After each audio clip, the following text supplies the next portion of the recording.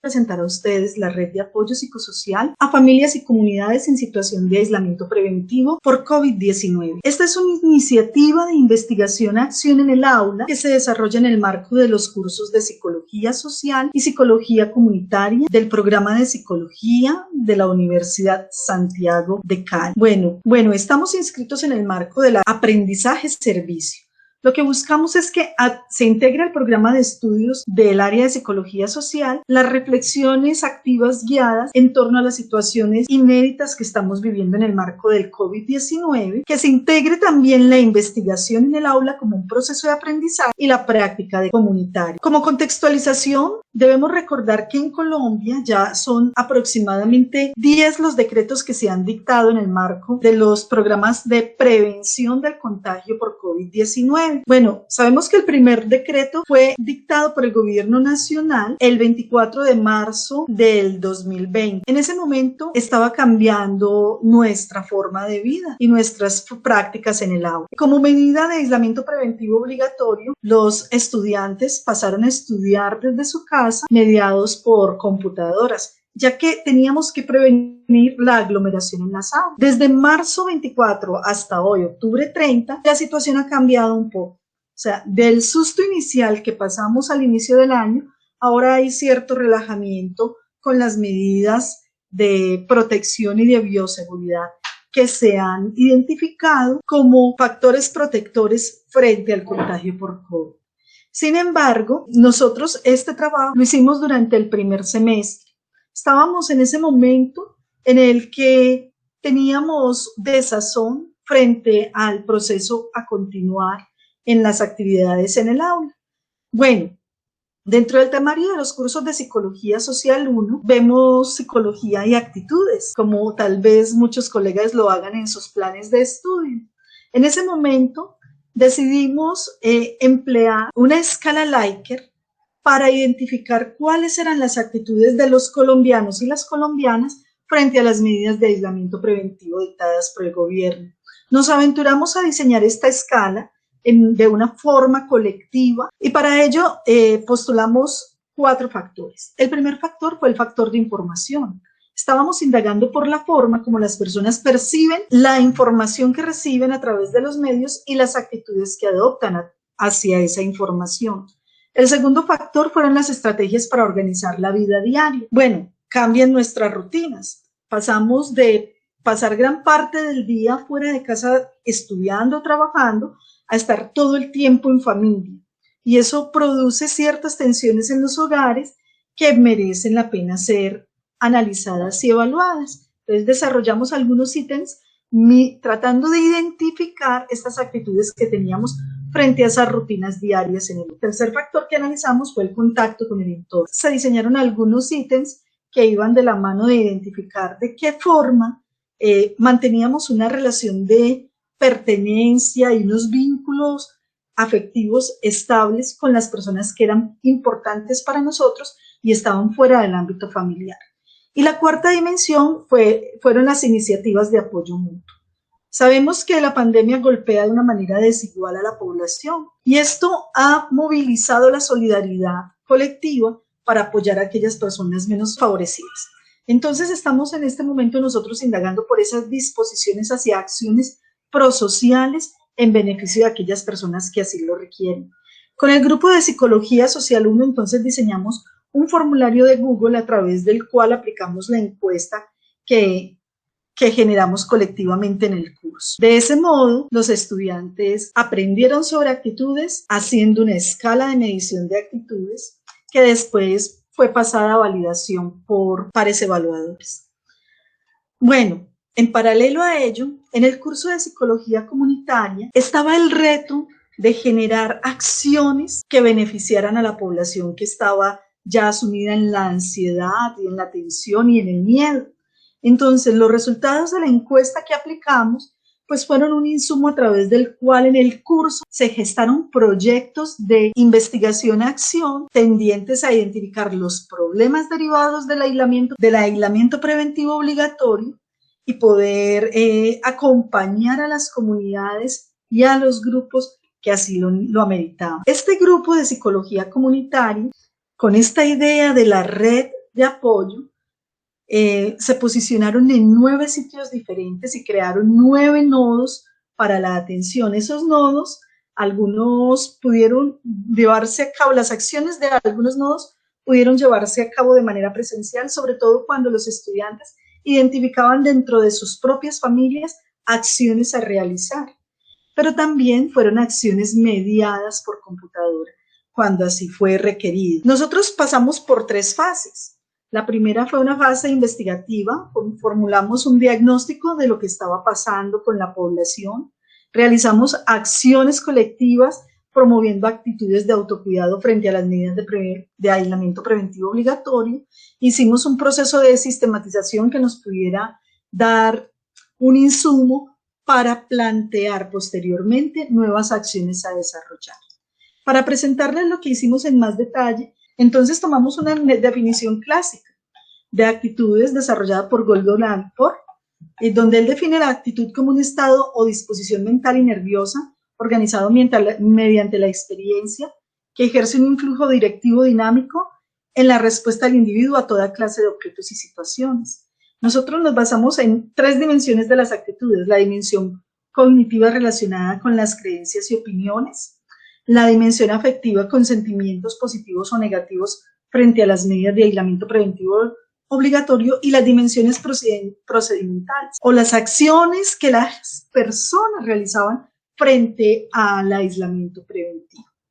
Bueno, para implementar nuestra propuesta de red de apoyo, creamos 4 ejes centrados en los 4 ejes que habíamos identificado como dimensiones necesarias para la evaluación en el cuestionario en línea. Entonces recuerdo, la primera dimensión era la información, la segunda las estrategias para organizar la vida diaria, la tercera el contacto con el entorno, la cuarta las iniciativas ciudadanas. Antes de continuar, quisiera señalar que nosotros hemos hecho este proceso tomando en cuenta 3 momentos. Pues el primer momento ha sido un momento de exploración. En ese primer diseño del ítem que nosotros hicimos para hacer un ejercicio evaluativo, diseñamos 43 ítems, pero en el momento de la validación, cuando lo pasamos por pares, depuramos y quedamos con 17 ítems. En este momento nosotros estamos rediseñando la escala, rediseñando esta encuesta, porque ha cambiado la medida. O sea, ya la medida no es medida de aislamiento preventivo obligatorio, sino que estamos en una medida de aislamiento preventivo selectivo. Ha cambiado la medida y también ha cambiado la visión sobre el COVID que hemos tenido a lo largo de estos meses. Entonces estamos entrando en un proceso de rediseño y ajuste para lanzar una nueva medición de lo que pueden ser las actitudes de los colombianos frente a la medida de aislamiento preventivo obligatorio. La primera encuesta, la que nosotros estamos en este momento revisando, se aplicó entre el 18 y el 21 de mayo.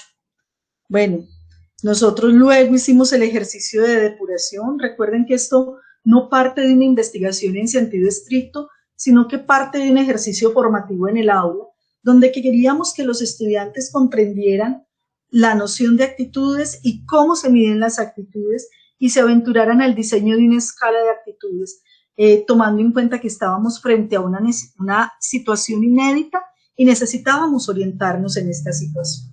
Entonces, el procedimiento es un procedimiento que es diferente, no es el procedimiento estricto de las escalas de medida, sino que nosotros lanzamos un primer ejercicio porque queríamos que los estudiantes hicieran un análisis descriptivo de lo que arrojara la encuesta, pero luego vimos que esto tenía potencial y que esto podía ser validado si seguíamos otros procedimientos. Entonces pasamos de la investigación en el aula a plantearnos una investigación en sentido estricto, que tiene otras exigencias de rigor, pero estamos en ese proceso. Bueno, nosotros les estoy mostrando en pantalla algunos de los ítems diseñados, algunos de los ítems que ha pasado un primer filtro de evaluadores, están en esas 4 dimensiones, estoy pasando los filtros. Y ahora lo que quiero mostrarles es cómo esto nos ayuda para activar la red de la que ya les he hablado. Entonces, nosotros tomamos estos datos arrojados por la encuesta, nos sirvió como un horizonte para orientarnos en medio de una situación novedosa, de una situación inédita, y los estudiantes, a partir de, digamos, de esa reflexión derivada de la encuesta, comenzaron a pensar en la necesidad de hacer otro tipo de evaluación cualitativa, una evaluación que permitiera comprender en microcontextos qué era lo que estaba pasando con familias y con comunidades.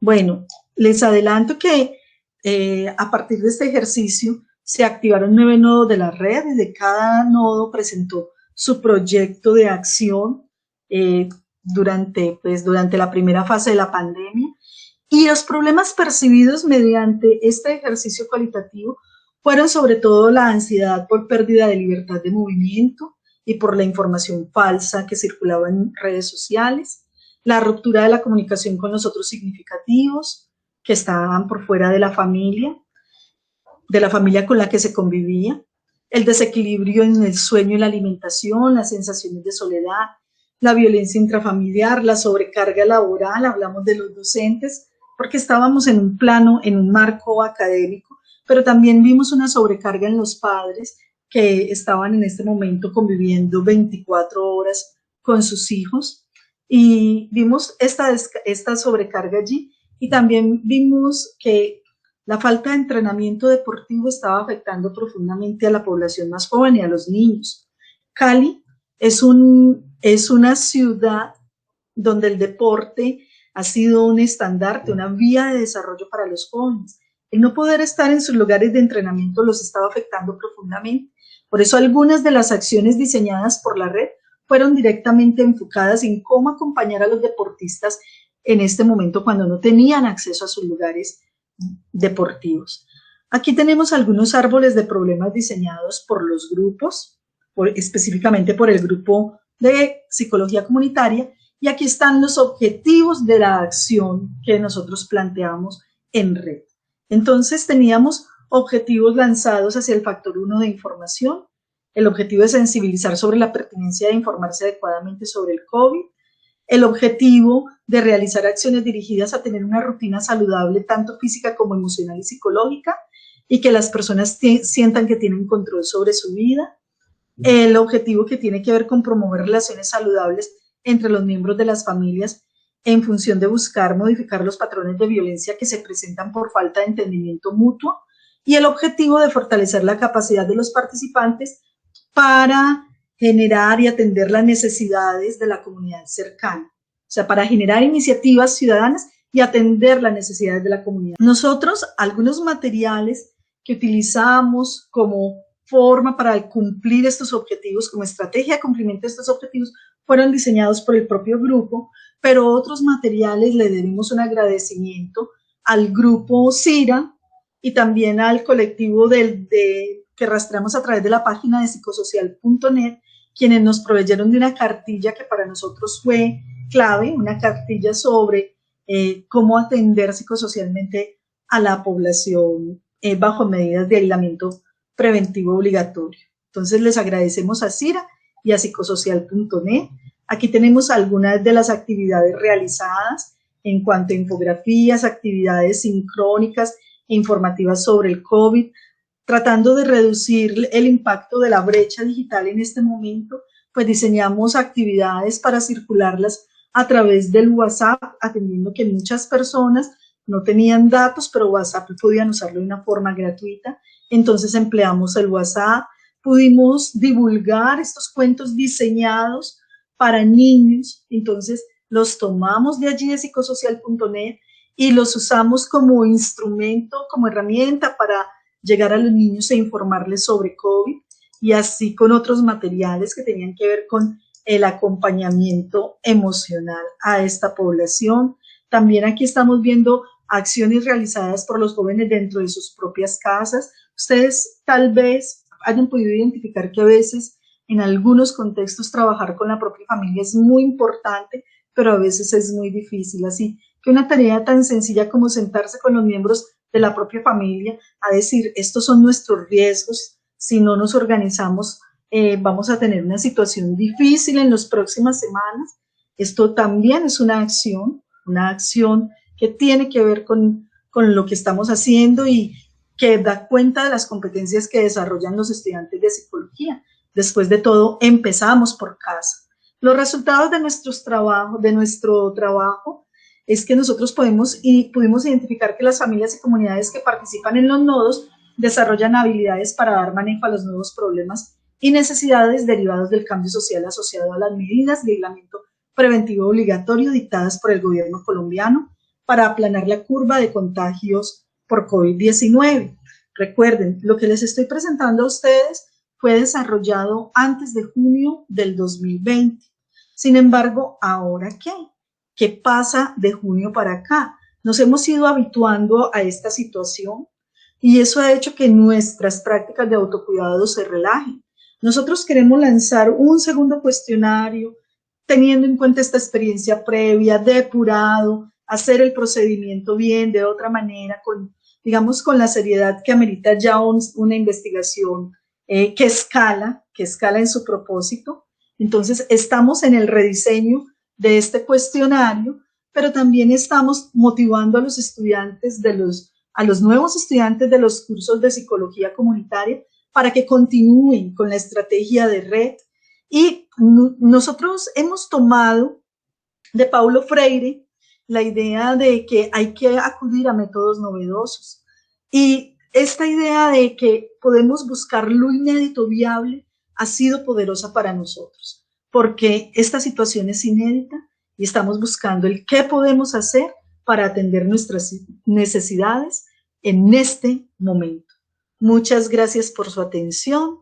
Les quedo muy agradecida y feliz día.